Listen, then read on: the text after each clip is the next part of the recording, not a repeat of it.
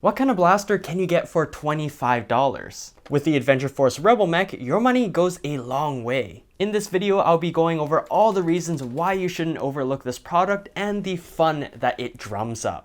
Sorry for the pun. One of my all-time favorite blasters is the 2010 Nerf Alpha Trooper with its 18-round drum mag. Fast forward many years and the drum mag from the Rebel Mech is giving me the same vibes. Big thanks to Busby for the provided sample. I'll try to be as unbiased as one can be when receiving a free product. Let's go over the Rebel Mech blaster first. This is a Busby blaster wrapped under the Adventure Force brand name, and it has some of the weird quirks that you might expect from a Busby blaster. No doubt, this is one of the stranger looking blasters in my arsenal. Over time, its thick sausage body, its color scheme, and its skinny front handle kind of grew on me. The ergonomics are actually pretty comfortable, more so than a lot of other Busby blasters. Nevertheless, there are a couple of odd design choices. The Rebel Mech is a semi-automatic blaster with 4 AA's powering this thing, and instead of a standard rev trigger, they opted for a on and off switch right here. I mostly got used to flicking this on and off switch, but I wish they use a more comfortable switch design. See this? That is one of the most uncomfortable mag release designs I've ever seen. This button is only on the right side of the blaster, which is great for left-handed people like me, but I still can't help but laugh at how awkward it is to just take out magazines from this blaster. The good news is, this is pretty much my main gripe with the blaster. Everything else is pretty solid. I don't know why, but there's a freaking empty storage space right here. Very mysterious. I guess you could put your baguettes in here.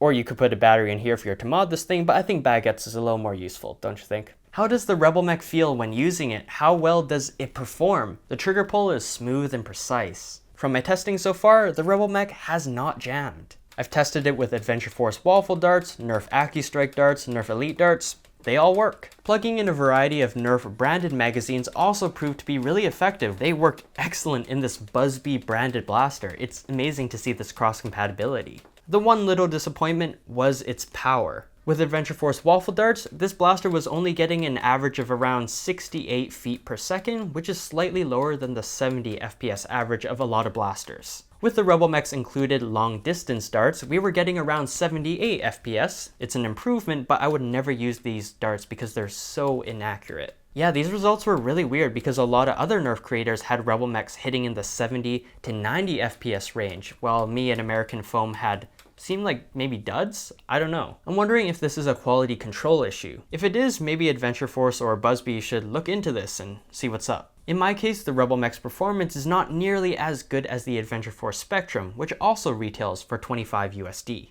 This blaster's accuracy was at its best with Adventure Force Waffle darts. I'm actually impressed with how consistent these shots are. I would say that accuracy is definitely above average. Now let's talk about the drum mag. How compatible is it with other brand darts and blasters? I tested the drum mag with a variety of common Nerf platforms. Unfortunately, it's a no bueno for the 2013 Nerf Rapid Strike, but it works in the 2018 Infamous, which is a far less popular blaster of the two. But it was so cool to see the speedload technology work for a Busby drum mag. The 2018 Evader was a no-go, but awesome enough, it works with the all too familiar Nerf Strife. The drum mag was also compatible with a Rampage, the high-performance Adventure Force Nexus Pro, and the Adventure Force Spectrum. For all the compatible blasters I just mentioned, Adventure Force Waffle darts, Nerf Elite darts, and Nerf AccuStrike darts worked in all of them. So in conclusion, the drum mag will not fit in all Nerf blasters, but it will work with a variety of common and popular platforms, and I'm sure other blasters I haven't tested.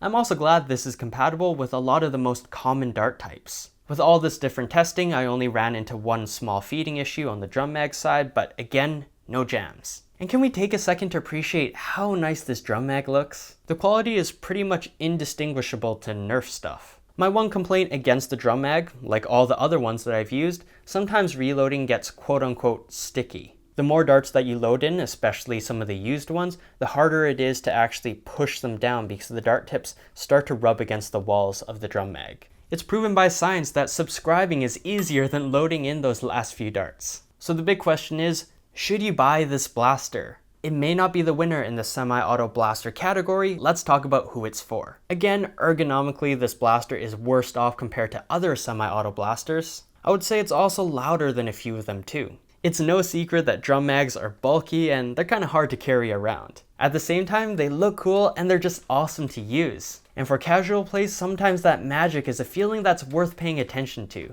A 30 dart ammo capacity is also really useful. Using it really harkened back to those fun Nerf war days where I had the Alpha Trooper and its 18 round drum mag. Drum mags are not easily or cheaply accessible outside of thrift shops, so just having this Rebel Mech as an entry is great for those looking to get one. For only 25 bucks, you get a solid semi-auto blaster plus a high capacity, versatile drum mag. If you're on the fence, you could also wait for a sale, and that would be an even better deal. I will say that experienced nerfers will most likely be satisfied with their strifes or spectrums, so mainly newcomers will appreciate the semi-auto capabilities of the Rebel Mech. I remember only seeing the cardboard version of this blaster at the Busby Toy Fair event, so it's really awesome that I have it now, so thank you to Busby for such a memorable blaster. Buy the latest and greatest blasters in the description below. Subscribe for more foam fun. Hope you do something great today and get that bread.